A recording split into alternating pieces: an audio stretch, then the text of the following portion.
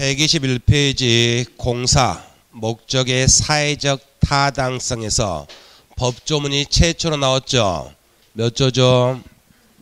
103조. 원래 법학을 공부할 때는 1조부터 공부하는 게 원칙인데 갑자기 103조가 나왔죠. 이유는 아까 법률행위 민법 총칙 전부가 시험범위다. 법률행위만 법률행위. 그래서 1조부터 102조까지는 여러분 시험범위가 아닙니다. 103조가 이제 법조문 출발점입니다. 103조는 중요한 게 제목만 하시면 됩니다. 반사실서 법률행위인데, 자, 내용 보시면 선량한 풍속, 기타 사회질서에 위반한 사항을 내용으로 하는 법률행위는 무효로 하겠다. 법이 아예 뭘로 하겠다? 무효로 하겠다. 근데 내용을 기억할 필요 없이 다시 제목 보십니다. 제목이 반사회질서 법률행위. 그 말 나오면 항상 유효다, 무효다, 무효다 이렇게 하시면 됩니다. 반사회질서 법률행위는 무효다 이렇게 하시는데, 근데 거기 책 내용에 법조문에 뭐가 선량한 풍속이고 뭐가 기타 사회질서인지 안 써놨죠. 그러면 이런 황당한 법조문을 왜 만들어놨냐? 어쩔 수가 없습니다. 자, 여러분, 법전이 있는 국가, 이거를 성문법 국가 그렇게 부릅니다. 이를 성자 그럴 문자. 그래서 성문법 국가. 법전이 없는 국가는 불문법. 이건 중학교 사회 시간에 하는 건데, 성문법, 불문법. 근데 성문법 국가에서는 여러분, 법에 규정이 없으면 재판을 못해요. 아무리 나쁜 짓을 했다더라도 법에 이게 범죄라고 규정이 안 돼 있다. 그러면 처벌을 못하는 겁니다. 성문법 국가는. 근데 국가에서 국민들한테 이러이러한 계약은 하지 마세요. 모든 걸 법에다가 다 써놓을 수는 있다 없다? 없습니다. 그러면 그 법전이 이 거물보다 더 높아져요. 그러니까 그럴 수는 없고, 이런 내용 없는 이런 황당한 일반 규정 하나 두고, 이 규정을 두고서 어떤 사건이 법원에 오면 그 사건을 보면서 법원이 이 103조를 근거로 이건 사회질서에 반하니까 무효다, 이건 사회질서에 반하지 않으니까 유효다 하기 위해서 만들어놓은 조문이 103조입니다. 그래서 한마디로 말씀드리면 법에 명문으로 금지하는 규정이 없다 하더라도 한마디로 그냥 이런 계약은 유효다, 무효다. 싸가지. 근데 법학할 때 싸가지 하면 좀 이상하니까 SS 가지가 없는 계약은 법에 명문 규정이 없다 하더라도 무효로 하겠다. 이렇게 해서 만들어놓은 조문이 103조입니다. 103조. 여러분, 유부남, 남자인 갑이 유부남입니다.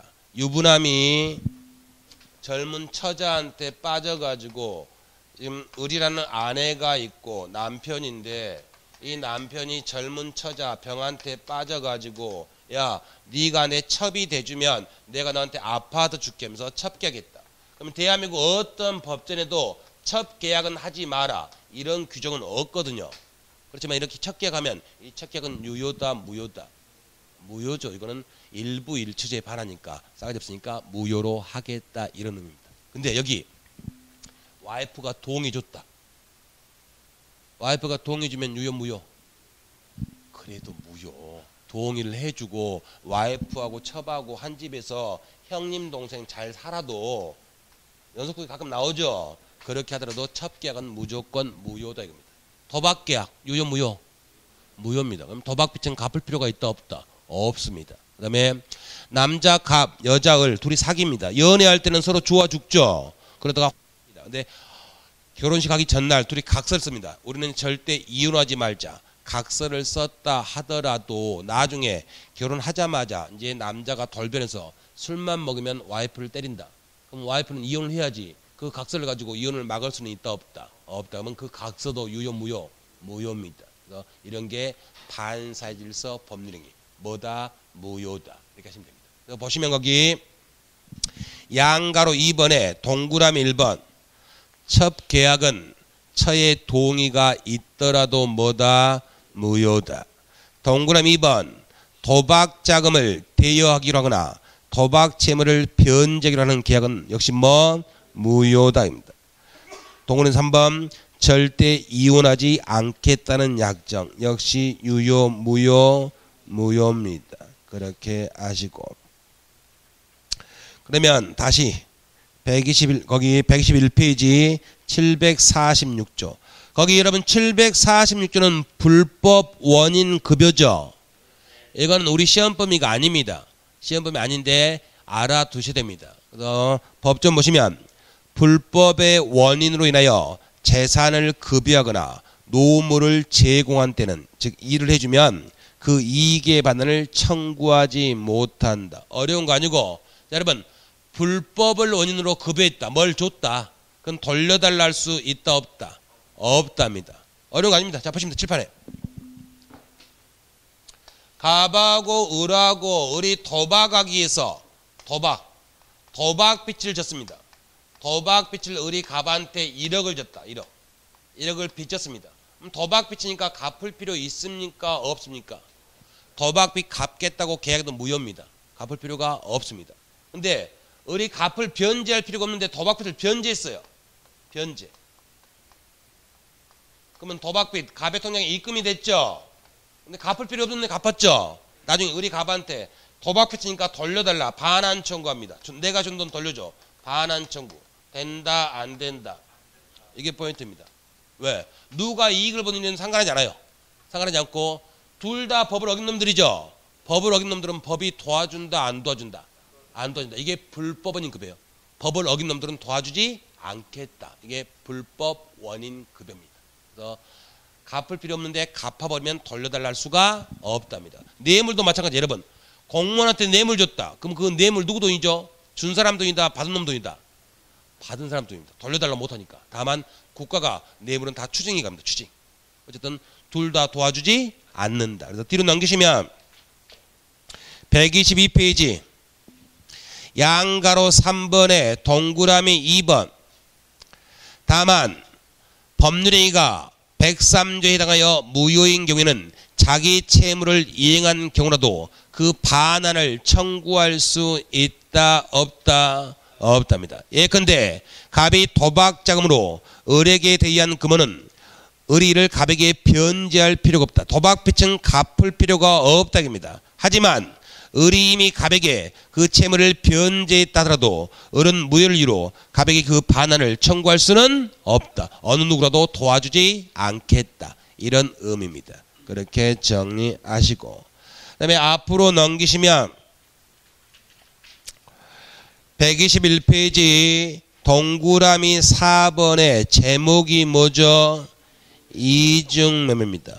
굉장히 시험에 잘 나옵니다. 이중매매. 근데 지금 예비 순환에서 다 들어갈 수는 없어요. 그래서 오늘은 가장 기본 두 가지만 정리하시면 됩니다.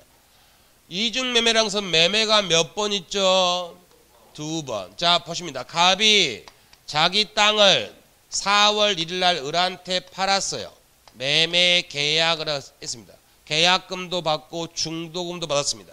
그럼 이제 갑이 을한테 잔금 받으면서 등기를 넘겨줘야 되죠. 근데 이 땅을 갑이 또다시 병한테 5월 1일 날 또 팔아버렸습니다. 그리고 사건이 되려면 등기를 병한테 넘겨버렸다. 이렇게 돼버립니다. 이게 매매가 두 개 있다. 이중매매입니다. 그럼 이중매매면 즉 갑하고 병의 이중매매가 유효냐 무효냐, 이게 포인트입니다. 갑하고 병 땅 사고 팔았죠. 계약 유효 무효?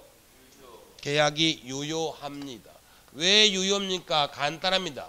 우리나라는 무슨 사회? 자본주의. 자본주의는 경쟁사회. 그러니까 나중에 계약했다 하더라도 먼저 뭐한 사람이 소유권 취득한다. 등기 먼저 한 사람이 소유권 취득합니다. 여기서 이 병이 제1매매가 있음을 알았다. 알았다가 뭐죠? 조금 더 설명드리겠습니다. 알았다가 악이거든요. 알았다. 알고 샀다. 갑이 이미 땅을 을한테 판 걸 알고 병이 샀다. 이때 매매계약이 무효냐 유효냐입니다. 무효 유효. 정답 써놨죠? 뭐라고? 알았다는 것만으로는 아직은 나쁜 놈이 아니에요. 여러분 이런 경우 있을 수 있겠죠. 병이 갑의 땅을 사고 싶어요. 사기를 원했는데 병이 갑한테 땅 팔라고 하기 전에 병이 있을 줄 알았어요. 갑이 을한테 10억에 팔았던 걸. 그래서 아깝지만 땅 포기하지. 포기했습니다. 그럼 병은 지금 제1매매가 있음을 알았다 몰랐다? 조금 더 설명드리는데 여러분 알았다가 악이에요. 다시요. 병이 갑의 땅 살려고 했는데 갑이 을한테 땅을 판 걸 알고서 포기했다니까요. 그럼 제1매매가 있음을 알았다 몰랐다? 알았다. 선이 악이 악입니다. 근데 그래서 포기했는데 이 사실을 병은 이 땅을 12억이라도 살 생각이 있었거든요. 이 사실을 갑이 알았어요. 그럼 여러분이 갑이라 하더라도 누구한테 팔고 싶다? 병한테. 그래서 갑이 병을 찾아옵니다. 너 내 땅 12억에 살 생각이 있다며. 12억에 살 생각이 있어. 근데 네가 을한테 팔았잖아. 그래서 내가 포기했어. 갑, 내가 을과의 문제는 책임지고 해결해 줄 테니까 너 내 땅 사라. 그러면 병 살 수 있다 없다? 병 나쁜 놈이다 아니다? 아닙니다. 그래서 알았다는 것만으로는 아직 나쁜 놈이 아니에요. 그래서 유효합니다. 악이라도. 근데 원칙 유효란 말은 예외, 무효되는 경우도 있다 없다? 있습니다. 예외는 무효입니다. 예외는 예외적으로 무효가 된다는 말은 병이 나쁜 놈이라고 싸가지 없다고 평가되면 무효가 돼요. 그게 뭐냐면 알았다는 것만으로는 아직은 나쁜 놈이 아닌데 알면서 병이 갑한테 너 을 배신하고 나한테 팔아 이렇게 요청하면 이때는 나쁜 놈입니다. 그래서 이거를 이제 법학에서는 적극가담 이렇게 나오는데 갑의 을에 대한 배신행위에 병이 적극가담입니다. 그래서 무조건 법학 어떤 법이 나오든지 그냥 간에 무조건 적극가담 나면 무조건 뭐다? 무효입니다. 그래서 여기서 병이 알면서 야 내가 웃돈 줄 테니까 나한테 팔아 알면서 요청을 했다. 이러면 이제 나쁜 놈으로 평가가 되는 겁니다. 이게 적극가담. 그래서 여러분 누가 옆구리 찔렀냐 이거예요. 갑이 병의 옆구리를 찔렀다. 그럼 병은 아직은 나쁜 놈이다 아니다? 아닙니다. 근데 병이 갑의 옆구리를 찌르면 병은 나쁜 놈 평가가 됩니다. 그래서 나중에 이제 무조건 케이스 문제로 나오거든요. 케이스 문제 나오니까 지금은 딱 자 우리나라는 자본주의 사회. 자본주의는 무슨 사회? 경쟁 사회. 그래서 이중매매 하더라도 일단은 무효다 유효다. 설사 제1매매가 있음을 알았다 하더라도 뭐다? 유효합니다. 다만 알면서도 매도인한테 을 배신하고 나한테 팔아 알면서 요청했다. 그걸 법학에서는 뭐라 부른다? 적극가담. 이거 나오면 무조건 뭐? 무효. 그래서 지금 이 두 줄만 정리하십니다. 이중매매. 원칙은 유효인데 예외 무효. 이 두 줄. 그래서 거기 동그라미 4번에 이중매매 나와 있는데 기억과 니은이 있는데 그냥 가볍게 읽어보시면 되고 뒤에 영어 정리 그 영어 정리는 이제 여러분이 수천 번 들을 건데 일본식 한자라서 우리하고 안 맞아요. 근데 그거를 정리를 안 해버리면 물론 다 정리하는데 마음속에 남아있는 마지막 찌끝까지 다 정리해야 됩니다. 여러분 법학에서 선이 악이란 말은 앞으로 수천 번 나올 텐데 선이 착한 놈, 악이 나쁜 놈 이렇게 접근하시면 시험 문제 다 틀립니다. 법학에서 선이라고 하는 것은 뭘 모르는 거, 어떤 사정을 모르는 거, 부지. 그다음에 악의는 아는 거, 알지자, 지 이걸 말합니다. 좋은 놈, 나쁜 놈이 아닙니다. 여러분 보십니다, 여러분. 여기 여러분 갑이 을한테 부동산 팔았는데 병이 그 사실을 모르고 다시 갑한테 땅 샀다. 그럼 병을 뭐라 부른다? 선이.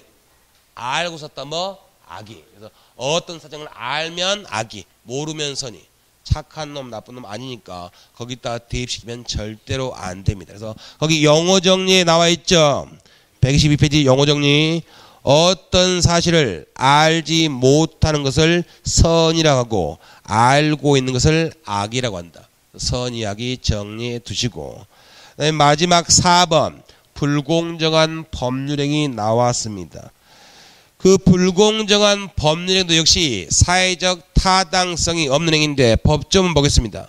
당사자의 궁박, 경솔 또는 무경험으로 인하여 현저하게 공정을 잃은 법률행위는 뭘로 하겠다? 무효로 하겠답니다. 이 불공정한 법률행위는 여러분이 시험에 나오기를 기대해야 됩니다.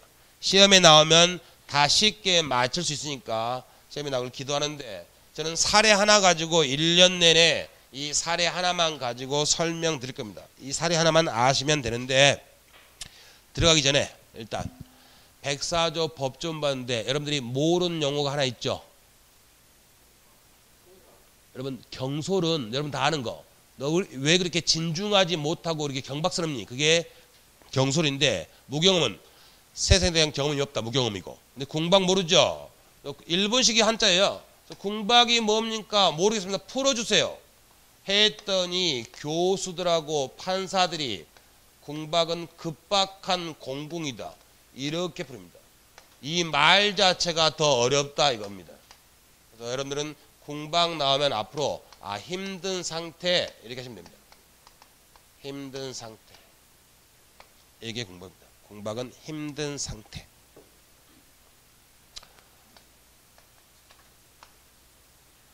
자, 갑이라는 여성분이 있습니다. 이분이 67세입니다. 여러분, 지금 67세 여성분한테 할머니라고 하면 된다, 안 된다? 맞아 죽죠. 언니라고 불러야 되는데 이 판례는 예전 판례라서 예전은 67세를 노파일이 불렀습니다. 이분은 그리고 소장농입니다. 소장. 그다음에 학교를 다닌 바도 없고 그래서 글씨도 모릅니다. 무학 문맹입니다. 근데 이분한테는 갑다시라는 외동 자식이 하나가 있습니다. 서울에 살고 있습니다. 근데 어느 날 이 갑다시가 교통사고를 당해서 당장 수술하지 않으면 생명이 위독하다는 전화를 받습니다. 그러면 하나밖에 없는 자식이 죽을지도 모른다는 전화를 받았다. 그럼 할머니는 힘든 상태에 있습니까? 없습니까? 있습니다. 궁박. 이게 아니더라도 경솔, 무경험 셋 중에 하나 상태에 있으면 됩니다. 이 상태에서 할머니가 자식의 수술비 마련을 위해서 재산 이거 하나밖에 없어요. 그러니까 자기 노후는 생각도 않고 집을 팝니다.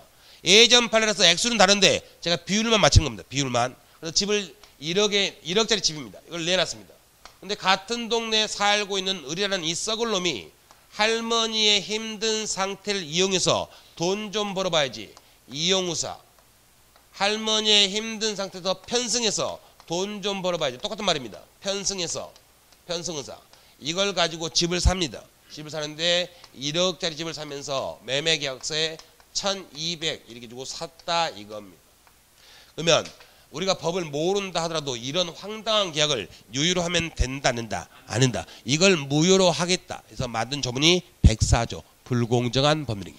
그래서 여러분들이 기억하실 것은 거기 내용 하나도 보실 필요 없어요. 없고 법 좀 보시면서 앞으로도 이거 67세 할머니 이걸로 하겠구나 하나 하시고 그다음에 오히려 제목 불공정한 법률행위죠. 가로 안에 뭐 폭리행위. 그래서 불공정한 법률행위를 다른 말로 뭐라 부른다? 폭리행위라고 부른다. 이렇게만 기억하시면 됩니다. 내용은 전혀 보실 필요가 없다. 이렇게 정리하시고 그 다음에 이제 오늘 여기까지 했고 뒤에 거 하나 더 하고 마무리할 겁니다. 뒤로 넘기시면 130페이지 130페이지 제5절 가시면 제5절 의사표시의 효력 발생식 나왔죠. 여러분 제가 청약을 하거나 이거 하면 이렇게 의사표시 하면 내 의사표시가 언제 효력을 발생할 것이냐. 이게 이제 의사표시의 효력 발생식인데 여러분 책에 좀 없지만 그리고 제가 칠판에 쓰는 거 쓸 필요 없습니다. 없고 간단히만 좀 두 가지 원칙과 예외만 좀 정리하시면 됩니다. 자, 예를 들어서 여러분 갑이 을한테 편지로 청약을 합니다. 청약. 내 땅 사라. 청약을 했는데 편지로 청약을 했습니다. 그럼 이 청약이라는 이 의사표시가 갑의 의사표시가 언제 효력이 발생해서 유효가 될 거냐입니다. 근데 상식적으로는 여러분 언제 을이 갑의 의사를 알게 되죠? 편지를 뜯어서 뭐 할 때 읽어봐야 되죠. 읽어봐야 효력이 발생합니다. 근데 그렇게 하는 나라는 하나라도 없어요. 그러면 어떻게 하느냐? 네 가지가 좀 있는데 이거 쓸 필요 없습니다. 나중에 두 줄만 쓰면 됩니다. 의사표시의 효력 발생 시기 해서 입법주의가 전 세계로 네 가지 있습니다. 의사표시의 효력 발생 시기 해서 네 가지 입법주의가 있는데 표백주의, 발신주의, 도달주의, 그 다음에 요지주의 네 가지 있는데 여러분 이 말 보면서 무슨 말인지 감이 온다 안 온다? 안 옵니다. 그래서 이걸 풀어줍니다. 표백주의는 편지를 작성하면 바로 효력 발생한다. 발신지는 빨간색 우체통에 투입하면 효력이 발생한다. 도달주의는 상대방의 우편함에 도착하면 효력이 발생한다. 요지주의는 읽어볼 때 효력이 발생한다. 이건데 여러분, 상식적으로는 갑의 의사를 을이 언제 알게 되죠? 읽어볼 때. 근데 이걸 취하는 나라는 전 세계에서 한 군데도 없어요. 왜? 이건 증명할 방법이 없습니다. 만약에 갑과 을이 이 계약으로 소송 붙었다. 그럼 을은 법정에서 뭐라고 떠들죠? 나는 뜯어는 봤는데 읽어보지는 않았다. 이렇게 떠들어버립니다. 증명이 안 됩니다. 그걸 취할 수는 없습니다. 그럼 나머지 중에 하나인데, 표백주의 여러분. 편지 작성하자마자 효력 발생한다. 이건 너무 빨라요. 그럼 갑이 편지 쓰면 효력 발생했다가 지워버리면 사라지고 또 쓰면 발생하고, 이건 너무 황당합니다. 그래서 이걸 취하는 나라도 없어요. 이 둘 중에 하나입니다. 둘 중에 하나인데 이것도 너무 빠르다 이겁니다. 그러니까 보낸 사람과 받은 사람의 이해관계를 조절하기 위해서 아직 상대방이 읽어보지는 않았다 하더라도 어디든지 읽어볼 수 있는 상태가 되면, 즉 우편함에 도착하면 이때 효력 발생으로 보자. 그래서 전 세계 모든 나라가 이게 원칙이에요. 무슨 주의가 원칙이다? 도달주의가 원칙입니다. 그럼 원칙이 있다는 말은 예외도 있다 없다? 있습니다. 예가 무슨 주의? 발신주의. 이게 예입니다. 이 두 줄만 쓰면 돼요. 중간에 이것도 필요 없고, 우리 민법상 도달주의가 원칙인데 예외주의로 발신주의가 있다. 이 나중에 발신주의가 지금 여러분 책이 없어요. 발신주의가 나중에 6가지가 나오는데 4가지는 시험범이 아니고 2가지가 나오는데 굉장히 시험에 잘 나옵니다. 발신주의가. 그래서 지금은 의사표시는 도달의 효력 발생하는 게 원칙인데 예외적으로 발신주의가 있다. 여기까지만. 그리고 여러분, 도달은 읽어봤다, 읽어볼 수 있는 상태다. 읽어볼 수 있는 상태가 도달이에요. 그리고 갑이 을한테 편지 보냈는데 을이 아직 편지 안 받아도 을의 와이프, 을의 가정부, 을의 직원이 편지 받았다. 그럼 이것도 도달된 거다 안 된 거다? 된 겁니다. 읽어볼 수 있는 상태가 됐으니까. 그래서 거기 보시면 111조 1항 법조문, 상대방 있는 의사표시는 그 통지가 상대방에게 뭐한테? 도달한 때부터 효력이 생긴다. 거기다가 법조문부터 쓰면 돼요. 원칙 이렇게 거기다가 도달한 때부터 효력이 생긴다. 그리고 그 아래 양가로 1번 도달의 의미 있죠. 보시면 도달이란 상대방의 지배권 내에 짐하여 인식이 가능한 상태. 또 무지하게 어렵게 써놨죠. 여러분들은 뭐 읽어볼 수 있는 상태, 읽어볼 수 있는 상태, 이게 도달이다. 오늘은 거기까지 그렇게 아시면 됩니다. 그렇게 하시고, 자 11월 여러분 1월달부터는 이제 정규 수업 가면 수업 시간에 질문도 안 됩니다. 할 게 너무 많아가지고. 근데 11월 12월은 수업 시간에 질문 마음대로 하셔도 상관없습니다. 막히면 바로 질문하시면 됩니다. 그리고 11월 12월은 좀 시간적 여유가 있으니까 항상 그날 한 수업은 그날 질 뒤에 15분간 다시 복습할 겁니다. 그리고 다음 주에 또 오늘하고 또 복습할 거고 10분간. 그래서 계속해서 반복하시니까 반복하는 것들 여러분들이 다 정리해야 됩니다. 그러면 자 오늘 정신들은 끝났고 이제 오늘 공부한 거 하나씩 천천히 같이 기억을 되살립니다. 막히면 여러분, 막히면 책 펴고 따라오시면 됩니다. 자, 우리가 다른 사람하고 법률 관계를 맺고 세상을 살아가는 것은 뭘 목적으로 한 거다? 권리의 변동. 이걸 목적으로 살아갑니다. 그럼 권리의 변동이 뭡니까?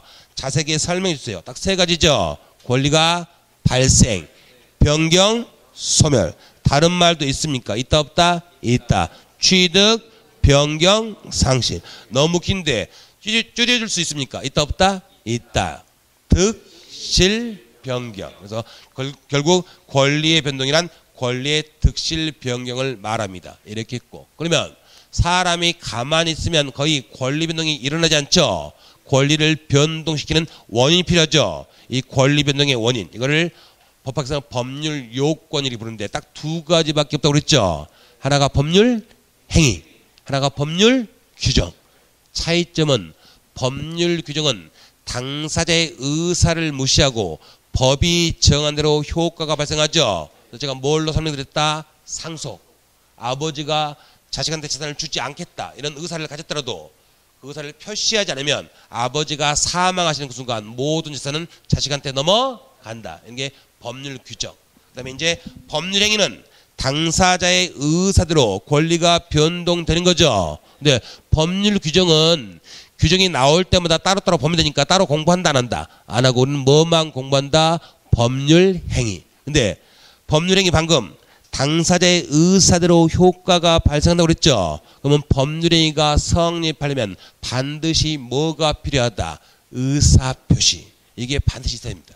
근데 이 법률 행위 의사표시가 필요한데 그러면 의사표시가 두 개가 있어야 성립합니까? 하나만 있어도 성립합니까? 이렇게 의사표시의 숫자에 따라서 법률행위를 나눠보자. 그러면 뭐하고 뭐?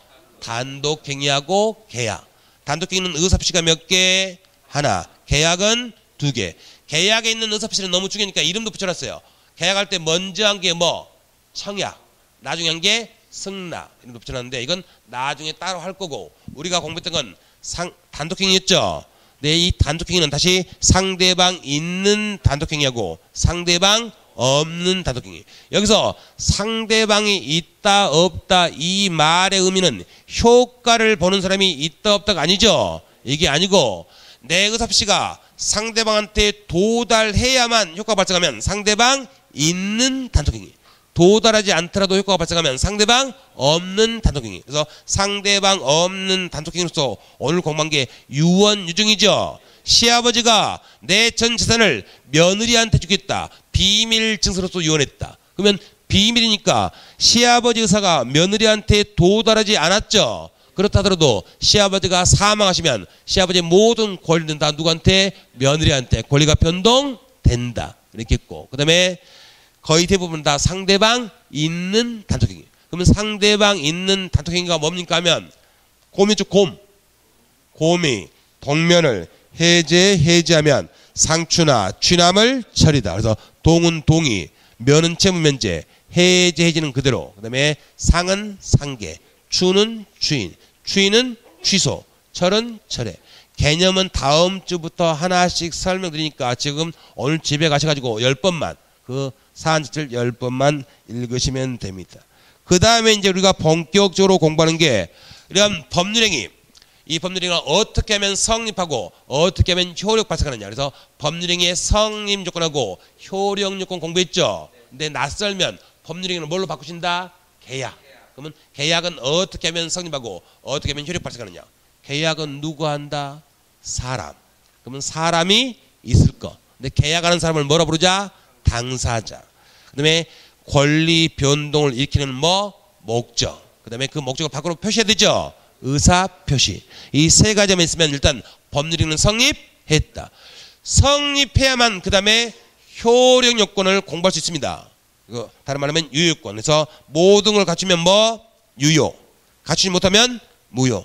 갖추는데 하자가 있으면 취소. 그래서 유효, 무효, 취소 세 가지를 공부하는데 먼저 계약이 유효되려면 당사자는 계약할 만한 능력이 있을 거. 그래서 권익력 빼고 의사능력과 행위능력 두 가지만. 자, 의사능력은 자기 행위가 법적으로 어떤 의미가 있는가를 판단할 수 있는 판단 능력이죠. 이런 판단 능력이 없는 사람을 뭐라 부른다? 의사무능력자. 얘는 뭐하고 뭐? 유아만취자. 얘네들은 정상적인 판단 능력이 없으니까 얘네들이 계약하더라도 유효, 무효, 무효. 그 다음에 두 번째가 다른 사람의 동의 없이 혼자서 계약할 수 있는 능력. 무슨 능력? 행위 능력. 이게 부족한 사람들 뭐라 부른다? 제한 능력자. 그래서 미성년자, 피한정후기인, 피성년후기인 세 사람 있죠. 근데 그냥 우리는 뭐만 기억하신다? 미성년자. 그래서 제한 능력자 나오면 미성년자 바꿔서 읽으신다. 그래서 만 18세 미성년자가 집 팔았다 하더라도 유리하든 불리하든 일단 계약은 뭐하다? 유효하다. 다만 불리하면 나중에 뭐 할 수 있다? 취소할 수 있다. 정리했고 그 다음에 목적이 유효가 되기 위해서는 목적이 확정, 가능, 적법, 사회적 타당성. 먼저 확정. 자, 계약능이 확정돼야만 유효되는데 반드시 계약 체결 당시에 모든 게 확정될 필요는 있다 없다? 없고 확정에서는 기준과 방법만 갖추면 유효하다. 가능은 나중에 다시 돌아와서 할 거고 세 번째 적법. 법을 지켜야 되는데 법은 크게 무슨 규정 무슨 규정? 임의 규정과 강행 규정. 그럼 반드시 지켜야 되는 규정이 강행 규정.